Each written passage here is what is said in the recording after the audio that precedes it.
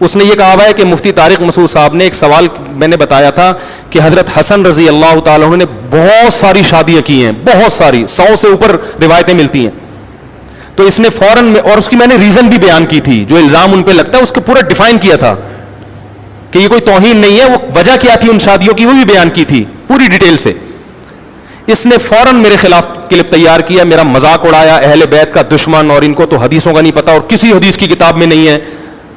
پھر اس نے اپنے ایک بیان میں کہا مصنف ابن شیبہ حدیث کی کتاب ہے جس میں یہ روایتیں ہیں, تو اسی میں حضرت حسن کی شادیوں والی روایتیں بھی ایک طرف کہہ رہا ہے کسی حدیث کی کتاب میں نہیں ہے, حالانکہ یہ تو شیعوں نے لکھا ہے, شیعوں کی تاریخی کتابوں میں یہ سب چیزیں ملتی ہیں.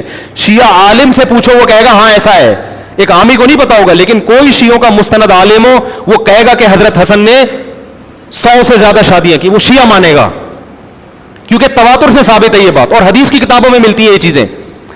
اس سوال کا جواب سامنے جو چمچا بیٹھا ہوا ہے اس کو یہ سوال پوچھنے کی اجازت بولو بھائی نہیں ہے.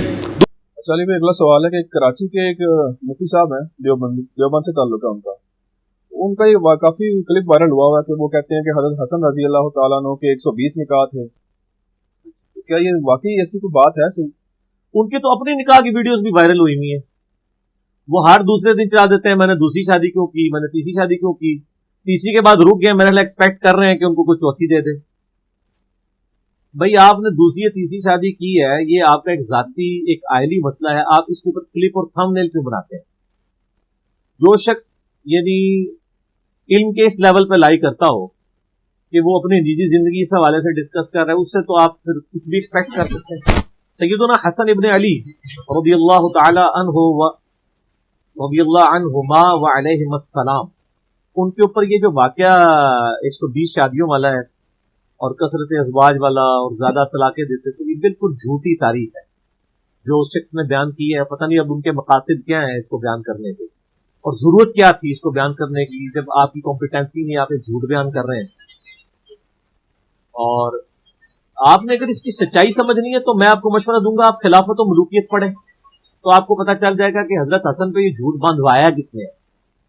کسی نے تو گھڑا نہ بیٹھ کے, تو وہ آپ کو پتہ چل جائے گا, آپ کو سچائی پتہ چل جائے گی. تو یہ حضرت حسن علیہ السلام والا بھی اس نے جھوٹ بولا ہے. جھوٹ کیا کہنا ہے, جہالت کا مظاہرہ کیا, اور اس کا قصور نہیں, ان کے بزرگوں کو بھی یہ باتیں نہیں پتہ تھیں, تو انہوں نے بھی اسی قسم کی جہالتیں لکھی ہیں اور پھر اس کو جسٹیفائی کر رہے ہیں. جی وہ عورتیں بڑی یعنی خوش نصیبی محسوس کرتی تھیں کہ خاندان رسول سے ہمارا رشتہ ہو جائے, اور حضرت حسن طلاقیں بہت دیا کرتے تھے. مولا علی نے جو ہے وہ کوفے میں اعلان کرا دیا تھا کوئی اس کو اپنی بچی نہ دے, پھر بھی لوگ.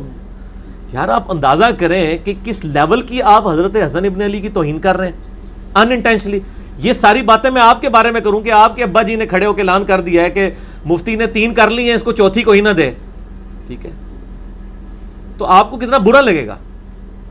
اور ابو داؤد ترمذی میں حدیث ہے کہ اللہ تعالیٰ کو حلال چیزوں میں سب سے زیادہ ناپسند طلاق ہے. حسن ابن علی سے آپ یہ ایکسپیکٹ کریں گے کہ وہ 120 شادیاں کریں گے اور اس میں سے یعنی 116 کو تو طلاق دی ہوئی ہے نا انہوں نے. وہ کہہ رہے ہیں 1-2 دن رکھتے تھے چھوڑ دیتے تھے. یہ 1-2 دن رکھ کے بیوی کو چھوڑ دینا یعنی کسی شریف النفس آدمی کی نشانی ہوتی ہے؟ آپ بتائیے آج کے دور میں.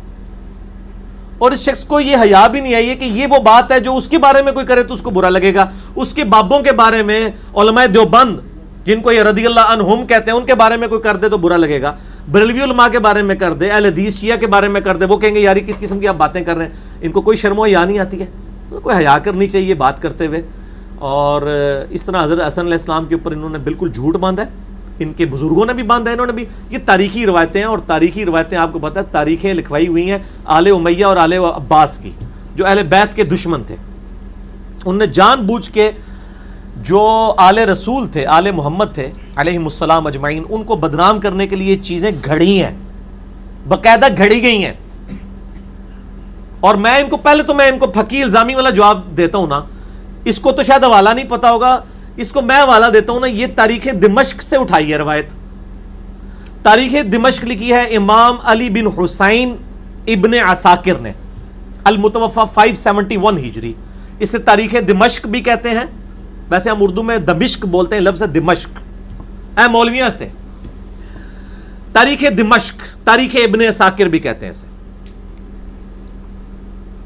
تو یہ جو روایت ہے حضرت حسن کثرت ازواج کرتے تھے، اس کے آگے لکھا ہوا ہے کہ حضرت حسن کو معاویہ ابن ابی سفیان رضی اللہ تعالیٰ عنہ نے زہر دے کے شہید کروایا تھا. تو سر پوری گل دسو پھر عوام نو. حسن دے ویاہ تے بیان کیتے جے نا، تو نالے بھی دسو کہ حضرت حسن نو زہر دے کے حضرت معاویہ نے مروایا ہے. ہو گئے نہیں روایتی جعلی ہے تو بیان کیوں کر دیو؟ یہ ساری تاریخی باتیں ہیں. بنو عباس اور زیادہ تو آل امیہ نے یہ سارے جھوٹ مچائے میں. تو ہم تو دونوں باتوں کو غلط سمجھتے ہیں.